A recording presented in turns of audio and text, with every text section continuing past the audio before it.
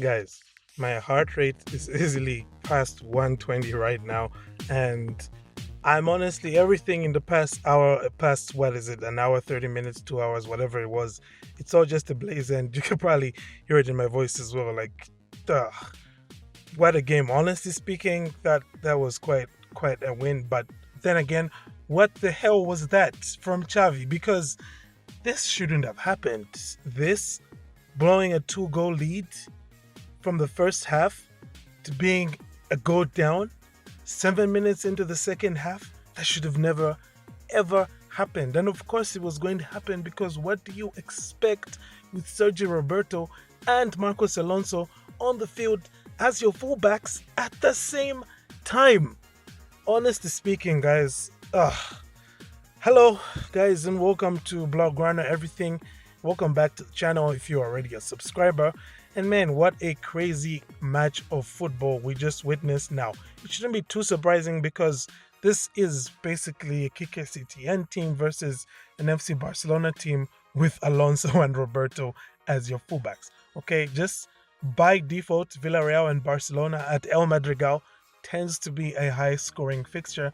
But when you throw in those other elements I just spoke about, Kike Setien and his team's gung-ho style of always just bombing forward and trying to score a goal, and FC Barcelona's trash defending with Sergio Roberto and Marcos Alonso, there was only one thing that was bound to happen, right?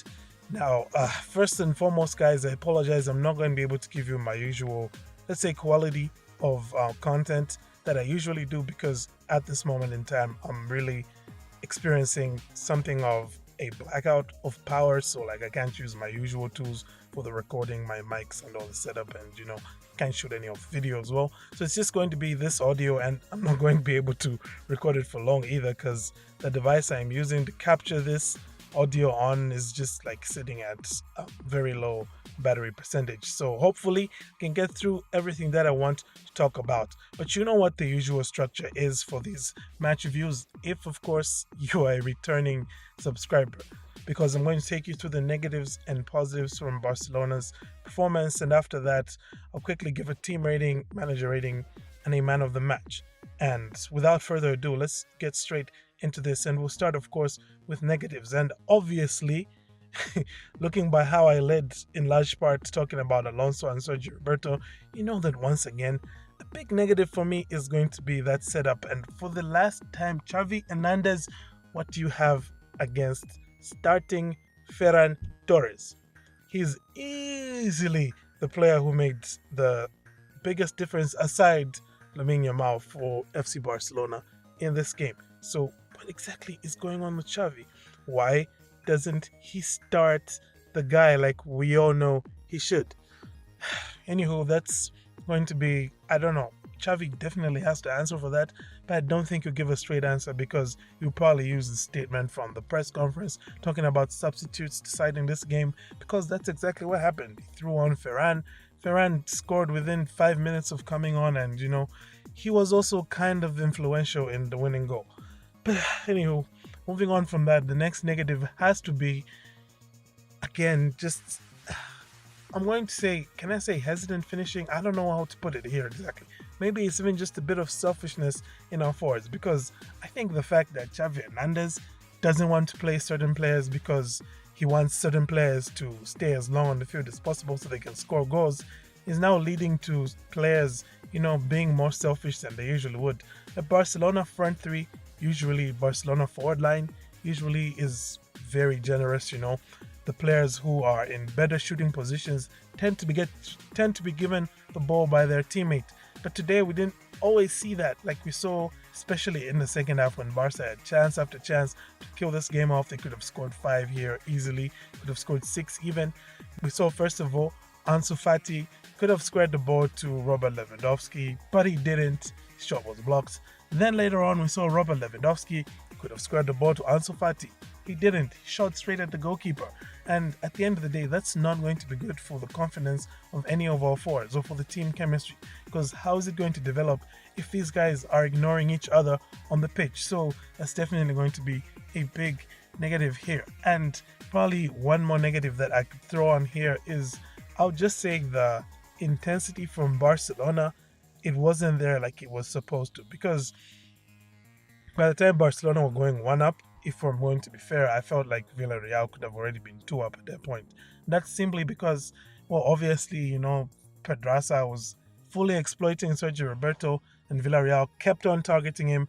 And for some reason, our manager never thought to make a change to, maybe shift somebody over there to help Roberto. I don't know. Maybe, I don't know. But hey, never mind any of that.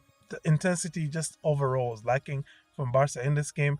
I felt like our defense in particular, nobody really had a good game in this one for Barcelona. Maybe Ter Stegen, because he did make his saves when he should have, but generally nobody had a good game in this one for Barca. So we're going to need to step that up if things are going to improve. And from there, of course, we can go to some of the positives. And the positives in this case, it's going to be weird because we won this game, and I'm only going to give you one positive. And that positive is once again Lamine Yamal, and this time as well Ferran Torres, because like I said, these are the two players who really won this game for FC Barcelona. Without Lamine Yamal, I mean, he got his assist for Gavi early on, and he basically had the assist as well for Lewandowski's goal, which he scored. Finally, of course, Lewandowski getting off the mark.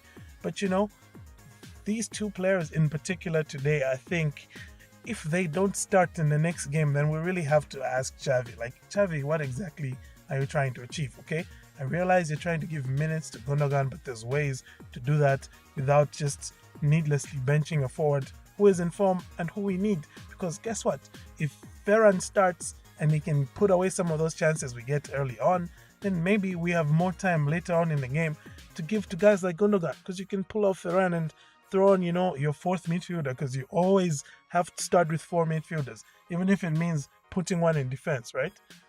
Xavi is just always starting with four midfielders. And that brings me to the team ratings. For a team that won once again here, Barcelona, I'm not really going to give them much of a high rating. I thought like that was a 6.5 from them, simply because in defense, they were sorely lacking. They were terrible. The midfield today, I thought was well, let's just say it was operating at a higher level, much higher level than our defense. And the forwards, it was hit and miss, to be quite honest, except for Lamine Yamal and Ferran Torres. So it's a 6.5 for me for the team. And for the manager, it's going to be even more harsh than last week, because I'm giving Xavi a 4.5 out of 10 here. Yes. When you are constantly making the same errors, the same judgment mistakes, the same mistakes in judgment with your starting 11, with how you're setting up your team tactically, the tactics that you're using, when you're always making the same mistake, I think for me, you're already going into that match with a maximum achievable score of 7. And, of those 7 possible points, Xavi only managed 4.5 here. His subs are probably what saved this game for him, because, like I said, one of those subs happened to be Ferran Torres, who shouldn't have been a sub to begin with. This is a guy who should have been starting. So, when you sub on a guy who clearly should have been starting, for me, that's a demerit and not a merit. Like, that doesn't give you extra points. That takes away more points for me, because we all knew this guy should have been starting. He didn't. So for me here, Xavi Hernandez, even though he won this game, 4.5 out of 10. That's the rating.